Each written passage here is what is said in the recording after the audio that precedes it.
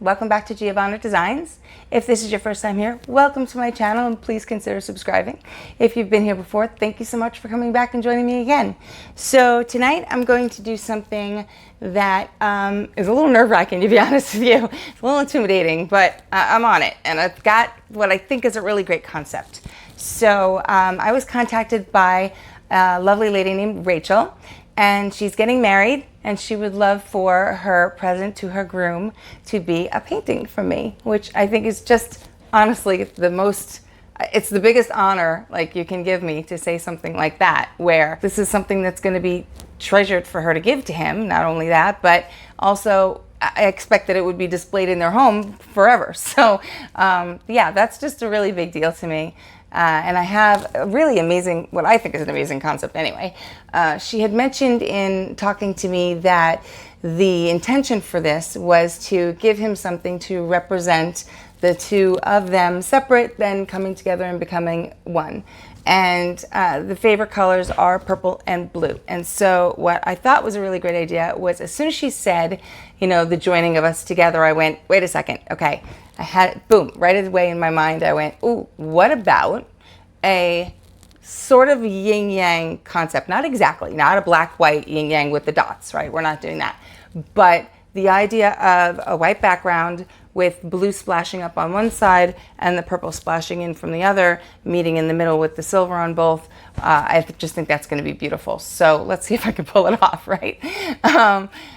She had originally contacted me because she had seen the Blue Ocean Wave piece, the monochromatic series, and the other one, that's the purple one that's not behind me, but she saw those two and said, you know, these two are great, would you have to have anything with those kind of colors together? And then we got on this whole conversation. So we're going to be doing a 20 by 20 canvas. This one is actually what they call museum quality. It's a 2 3/8 inch depth, so it's a real chunky side to it. So yeah, I'm going to take you off the clamp and actually give you a complete different shot of the colors, because yeah, I went a little crazy with the colors, as I always do. I think I've got 18. Don't kill me. You know, half blue, half purple. I've got silver and a pewter, and some primary elements, of course. So yeah, so I'm going to do that now. I'll take you down and I'll show you all the colors and then we'll get going. Oh, before the colors, I just wanted to let you know that I am not going to be speaking during this painting. I really want to spend 100% of my focus on the piece, and so I'm just going to play the music and let you enjoy that. Okay, I'm going to show you the colors now. Okay, so here are all of our colors for today. And yes, I know that I'm a crazy person using this many colors in a pour, but I love the way that the marbling looks when it's just not, you know, when it's more than just 2 or 3 colors. I just love it. Okay, so I'm not going to read you off all of the names because that would just be ridiculous. Here we're going from the darker blue to, I think, a primary. I've got a metallic teal in there, some glacier blue, sapphire, sky blue. I said I'm not going to read them off, and then I am, right? And then the lighter baby blues. And of course, I'm throwing in my primary elements. This is majestic blue. Look at the sparkle in that baby. Isn't that beautiful? Okay, so that is the blues. And then we hop over to the purples. And I don't have the names in front of me, so no, I'm not going to read these off. Going really dark. I've got a really beautiful, that's the DecoArt Extreme Sheen in there. I've got some pretty pearls in here, some solids, metallic purple, and then that last one is the Arteza Violet. That's really deep. It's almost as deep as, actually it's a little bit darker than the, I'm skipping back over here, the dioxazine purple on the end. And then back around to lilac. Again, I'm putting in one of the primary elements, but this one was my own custom mix. I blended together, look at that, isn't that pretty? Look at the life in that. So I blended together, let me see, what was it, Freesia and Periwinkle. And then I threw just a dash of that majestic blue in there because it was reading just a little bit too similar to these babies, and I wanted it to just be a little bit more of a blue-based purple, so I threw just a dash of that in there. That's the great things about the primary elements. It's so much fun with them. You can just mix a little of this, a little of that, a lot more of this, a lot more of that. And then for the metallics, we're throwing in the Arteza Pearl Space Gray and my own personal silver. I blended this together for my last pour, And it's really super metallic. It's very, very glitzy. So I'm loving that. So that is all of the crazy colors that we're using today. All right, let's get going.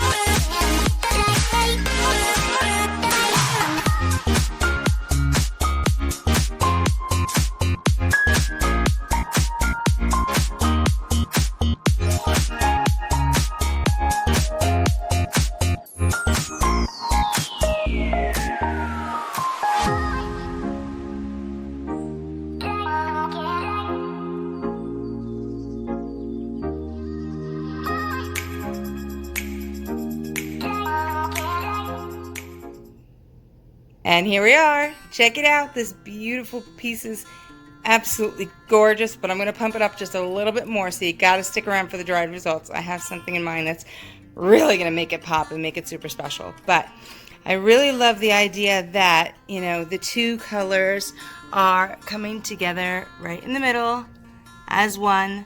They start out separate and they come together as one. And the idea that this is for a marriage, you know, hey, the waters are rough in a marriage, right? It isn't always smooth sailing, so sometimes things can get a little crazy, but you always are holding on to each other. So here are the little details. All right, so now you see that pearl white. Now the pearl white in the center, see how beautiful that shines? Isn't that gorgeous little sparkle? It's very subtle, but I'm gonna do a little something extra to it. So you gotta stay tuned for that, but look at all this detail. There is such a crazy amount of detail in these paintings. When I do these sort of ocean pieces, oh God, look at that. Isn't that gorgeous? It looks like just an iridescent snake. Just that little stripe, that squiggle stripe going through there. And look at all that glitz. Love it. Wow, look at this. That lacing and cells. I got my little teeny weeny cell families. As always, gotta love them. There they are again. Look at them. Those just look like little eggs. Here we are. And this is just the blue side. Wait until you get to the purple side, too. Okay. So I hope that you enjoyed laughing at me as I danced around. But, you know, I had the music blasting, and I really just wanted to concentrate on not talking through what I was doing and just getting right to it. Oh, God, this color is just amazing. I love it. I really love it. And then there's this one, the purple side. And there's just, you know, there's so much life to this. I really love it when a painting has a lot of detail, a lot of movement, a lot of life to it. I just think it really brings out, you know, the heart of it. And there's that corner. And this corner is probably my favorite coming up here. Around the bend, and you got all these beautiful cells. That just, oh, see, that one's even starting to dry already. I took a long time with this. That's why I sped it up. It took a long time with this, because I really wanted to get it right. And here's that curl coming out into the white, and there's the shimmer white again. Okay, so stay tuned. I'm gonna wait until this dries, and then I'm going to add a little something to it. So I will be right back in a few days. Hang on tight. Okay, so I did something a little stupid. I started to paint and then realized I should be filming this because I thought I was just going to do a little touch up here and there and it wouldn't make much of a difference. It's making a huge difference. So yeah, so I'm going to keep going with it, and I wanted to give you an idea of what I'm doing. I just got to about here and said, okay, wait a second, and this is really only my first color. So what I'm doing here is similar to what I did in the crazing video, which I believe is video number 21, whatever it is, I will link it up at the top. And what I'm doing is I took the polypore and the primary elements. This one I did was freesia, and I mixed it with a little bit of, boysenberry, just a touch of boysenberry. And I mixed with the polypore just like I normally would, as if I was using them in a pour, and then I just watered them down a little bit. I watered them down a lot in the crazing video. I mean, they were really very watery. Here you can see they've got a little more body to them. I hope you can see that. It does have a little bit of body to it. But it is still very thin. I think this is probably just a touch thinner than what I would use if I was doing a Dutch pour. And so what I'm doing is I'm taking my paintbrush and I'm just painting over the areas that I feel like are just, they need a little pop. You know, in this pour specifically, the blue came out much more dynamic than the purple. I felt like the blue has more variety of color, and it didn't look like this as much of a difference when it was wet, but as it dried, this just seemed to settle down a little bit more, and this seemed to pop up a little bit more. And so we don't want that. I want a balance. And so I love this side. I don't want to dull that down, but I want to brighten this one up. And so as you can see, I think that you can see the really deep dark blue, and then it's got the iridescent teals and stuff. So we're going to do that on this side. But what I'm going to do is take the primary elements and use those to do that. So I'm just dipping a little bit on my brush, just a touch, and you can smear it off if it ends up being too much. And just go into the areas that you feel need a little bit more color. Now this looks like I am painting a heck of a lot on, right? But it's not. First of all, I'm not going to put that much. I'm not going to leave that much on in that area. And if you see now, it's almost, I put it on and I take it right back off again with my brush and I smear it around. on a painting like this, where you have some real dark colors that you're working with, and then I can take my finger and smear in the edges, and it's like it's always been there. It adds a little bit of glitz and sparkle. It adds a little bit of color. And so that's what you want. It does work really well with a pour like this. It's got some real deep dark colors. So in a lighter pour, you have to be a little bit more careful where you put your color and a little bit more exact when it comes to where you're putting your color. Here, I can just go in anywhere and add in that color, smear it around, and it'll look like it's always been there. See?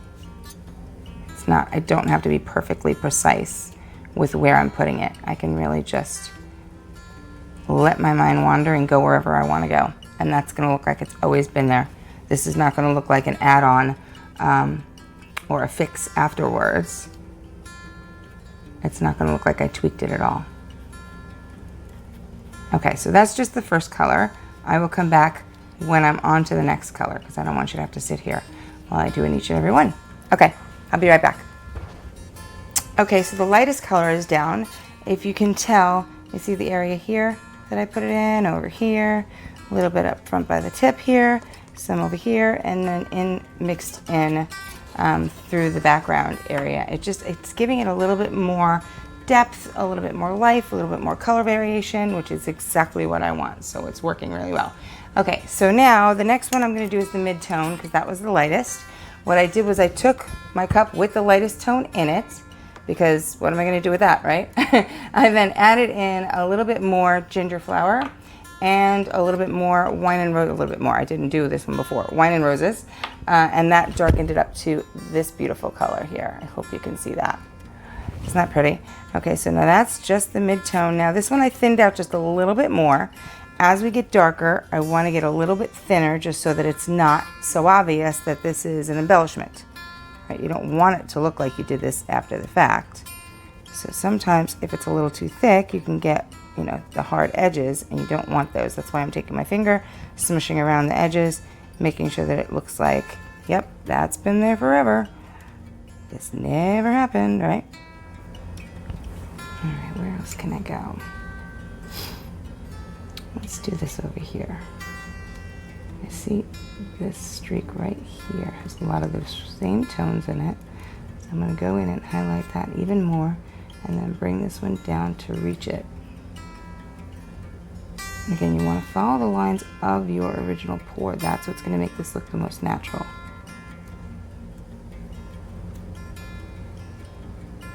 And blend, blend, blend. Okay, I'll be back when I'm done with this and show you the darkest color. And then move on to the white.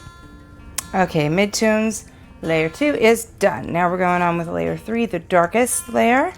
So what I did was I took that same cup with the other colors in it and I added in boysenberry, which is a beautiful deep purple.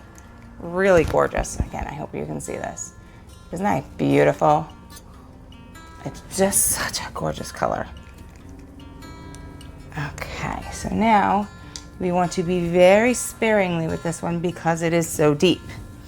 Okay, so you only want to put it on a very few areas. Again, where there are the deepest colors within the pour already.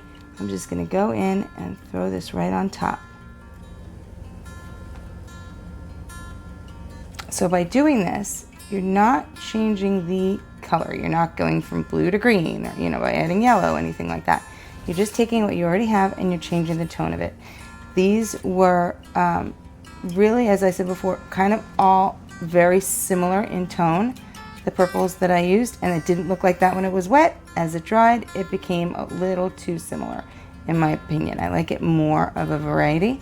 And so this is just going to take that and give it that pop of interest, give it that differentiation from one area to the next. So it's got a little bit more of a cooler tone to it, a little more of a pinky undertone to it. It's not pink, but you know, it's got a little more of a pinky undertone there. And I just want to be really careful with this guy right here. And again, because you're not putting it over the whole piece, you're not changing everywhere, which also keeps it really interesting because you're just putting these pops of difference.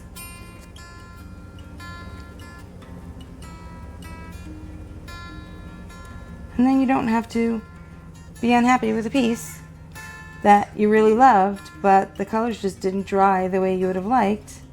You know, here's a way to embellish that and make it the way that you intended it for it to be.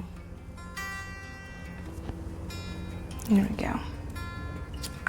I'm going to add just a little bit of water to this. Thin it down just a little because it's becoming a little too easy for my paintbrush to pick up too much at once. That's the other part. Be careful that you're not putting your finger down, you know, your hand down where it's already wet. Watch where you've been going already.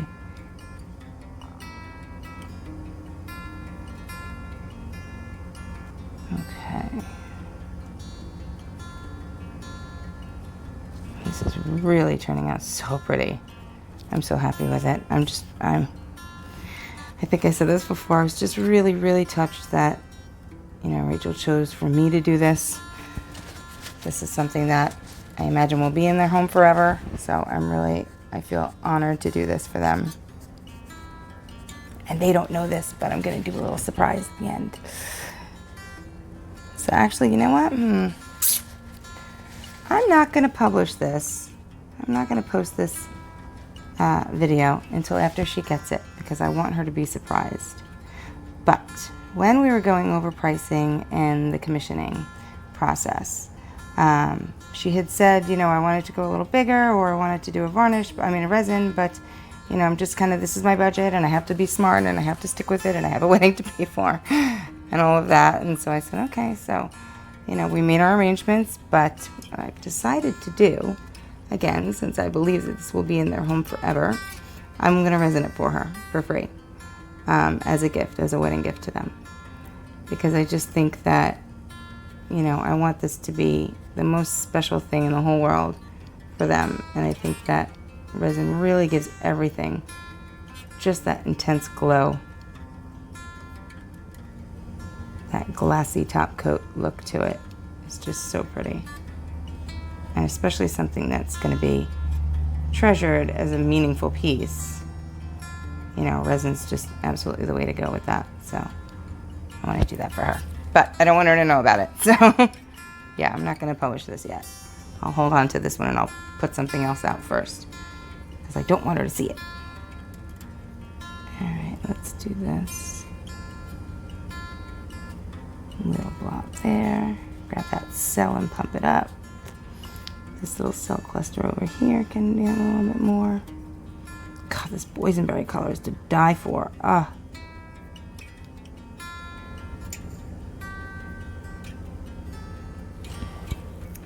It's got a rich blue cast to it, but it's a true purple.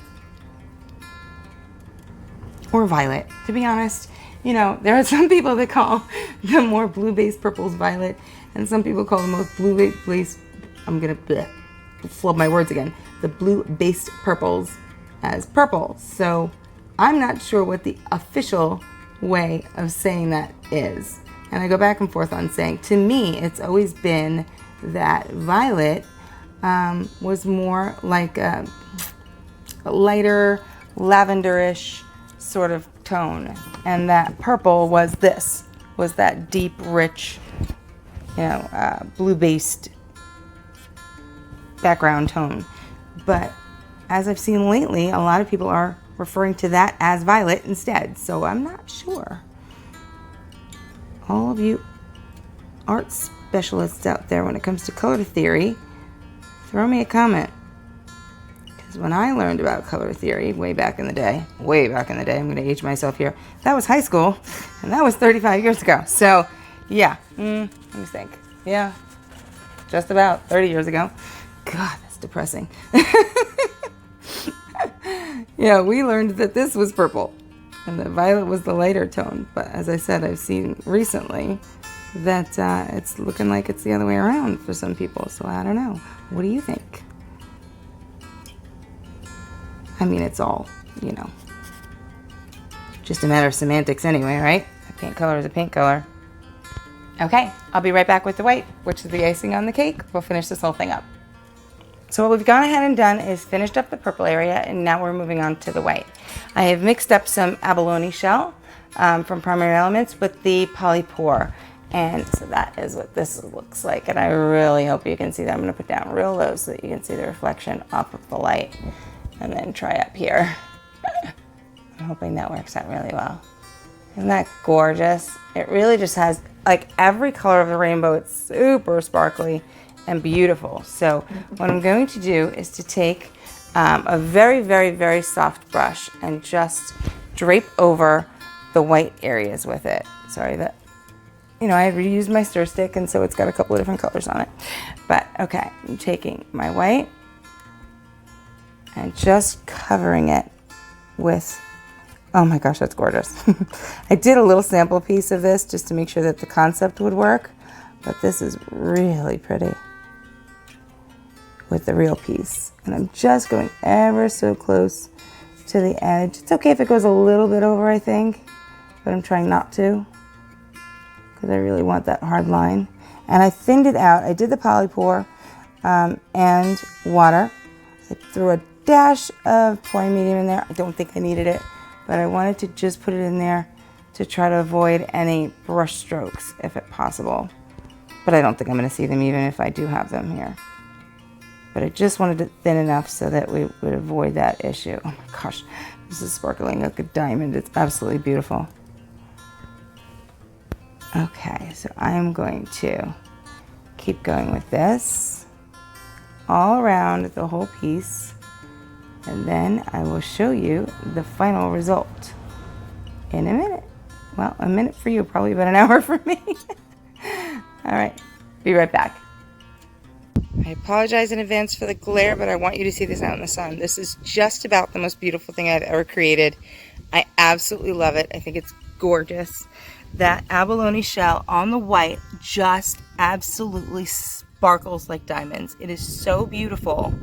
It brought the whole piece to the next level. And what I did was I added it obviously all over the white, and then I put it in within, like sprinkled it throughout the colors. So you see it there? Those 3 lines. And then over here, and then of course the colors. It gives it just a lot more depth. It really just makes it pop out, you know, and especially with the resin, forget it. It makes it look completely 3D, which is really cool. I'm in love with the white. The white came out so pretty. Prettier than I could have ever expected, honestly. And then I did the same thing with the purple side. I put that throughout the purple area so that it gave it more depth and character. I apologize for the glare. I really do. I hate that, but there's no way around it. I'm so in love with this. Rachel, I hope you really, really, really love it. I'm super proud of it, so I hope you love it as much as I do. And I hope you and your fiance have a beautiful, beautiful life together. Thanks so much, everybody, for hanging out with me today. If you enjoyed this video, please consider subscribing. And if you'd like to commission a piece, you can email me at giovannadesigns@gmail.com. If you want to see any of my other work for sale, you can look on Instagram at Giovanna Designs. And I'm actually going to be having a blowout sale soon because we're moving. So I need to get rid of some of these paintings that have been sitting around my shop for a while that I love, but I have to let go. So contact me if you're interested in anything you see on Instagram. Thanks so much. Have a great day. Bye.